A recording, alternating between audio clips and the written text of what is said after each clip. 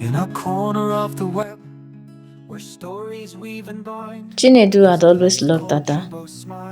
They grew up in the same village, played together, and shared dreams of a better future.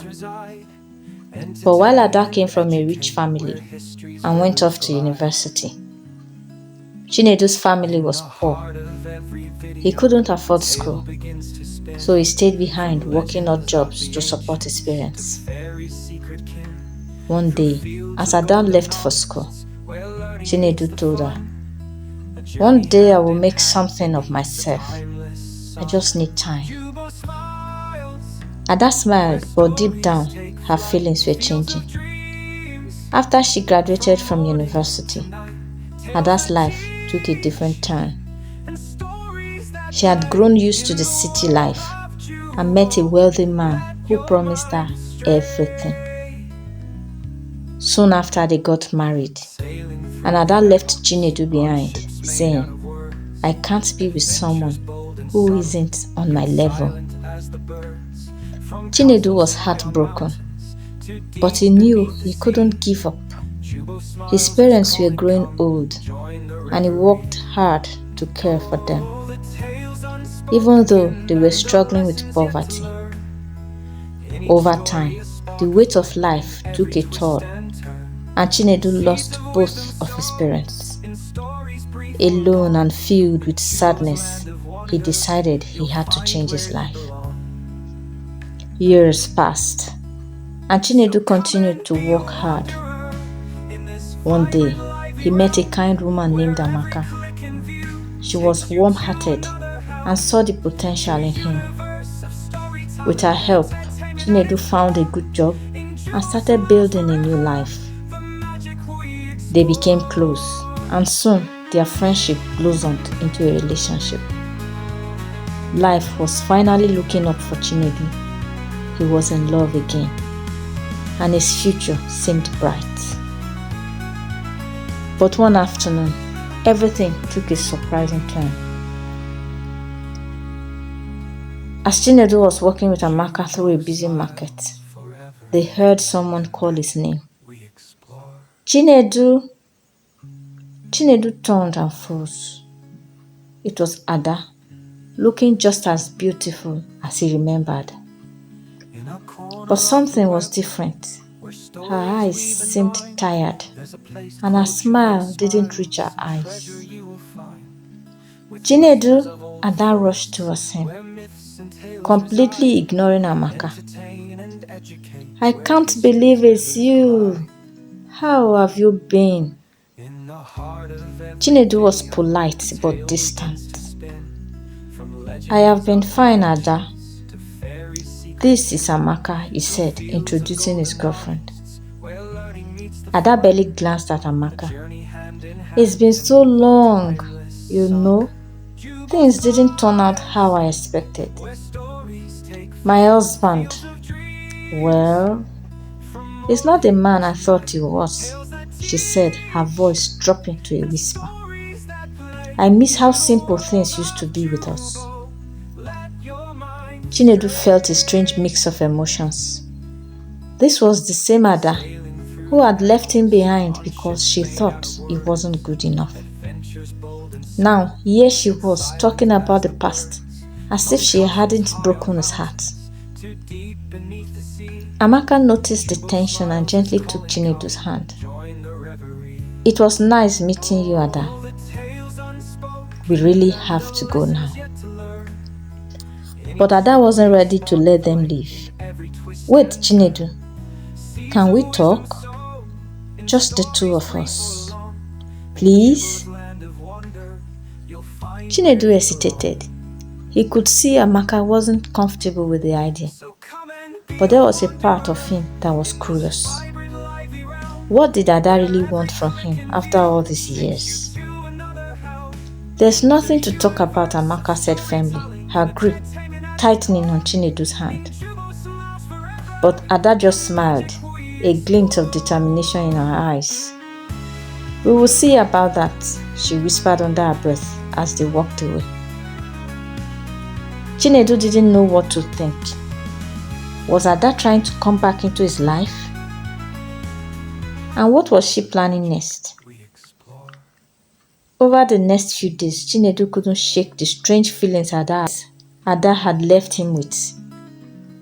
Amaka noticed his mood and asked if everything was okay, but he assured her that nothing was wrong.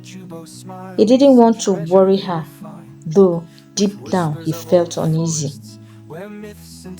Then one evening, as Chinedu and Amaka were having dinner at a small restaurant, Ada showed up again. This time, she didn't just stop by for a quick chat. She walked right up to their table and pulled up a chair. "I've been thinking, Chinedu," Ada began, ignoring Amaka's sharp glare. "I made a mistake. I thought marrying for money would make me happy, but it hasn't. My husband doesn't care about me, and all I think about now is how much better things could have been with you."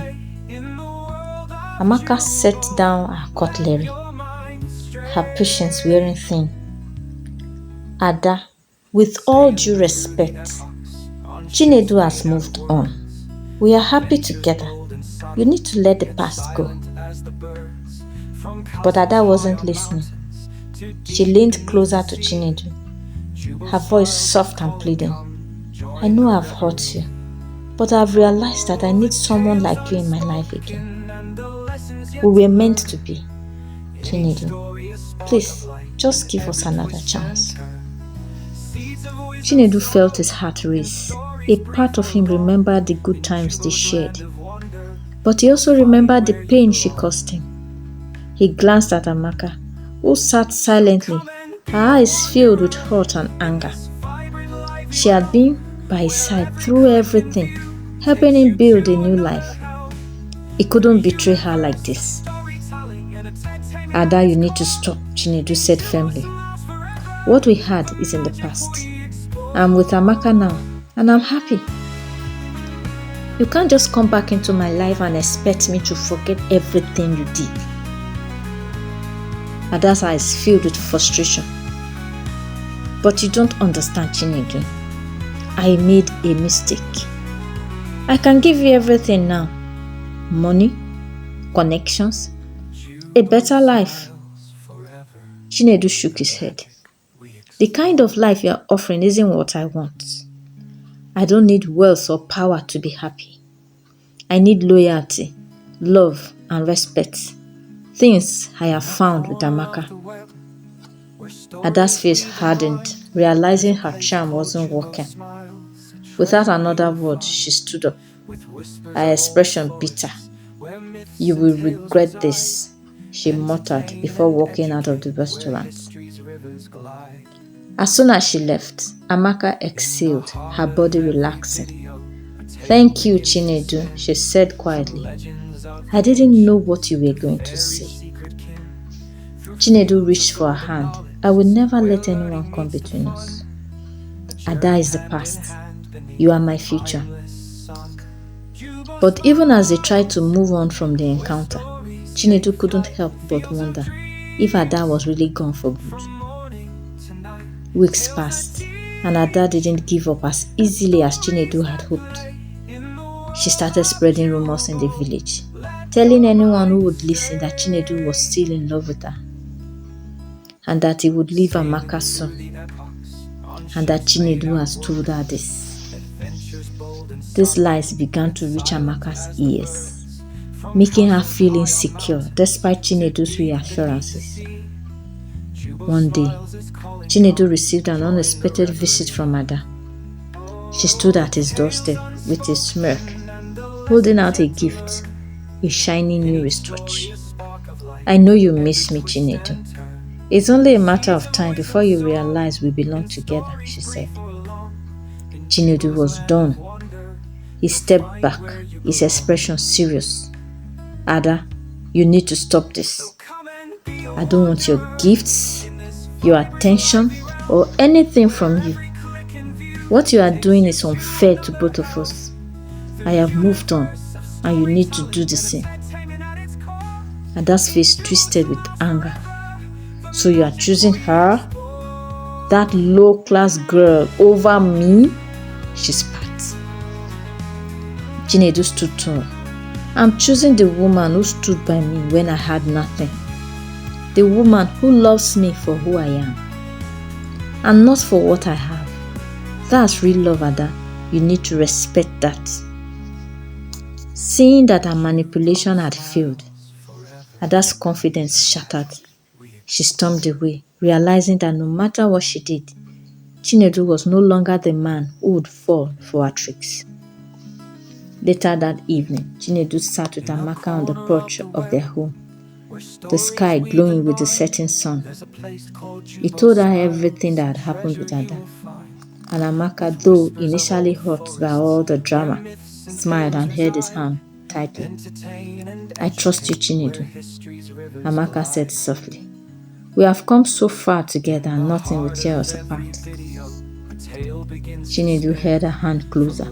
I promise you, no one will ever come between us again. From that day forward, Chinedu and Amaka focused on their future, building a life filled with love, trust, and happiness. As for Ada, she eventually disappeared from their lives, finally accepting that her greed and past mistakes had cost her a chance at true happiness. The lesson was clear. True love and loyalty are worth more than wealth and status, and chasing after greed only leads to loneliness and regret. On ships made out of words, adventures bold and subtle, yet silent as the birds, from castles high on mountains.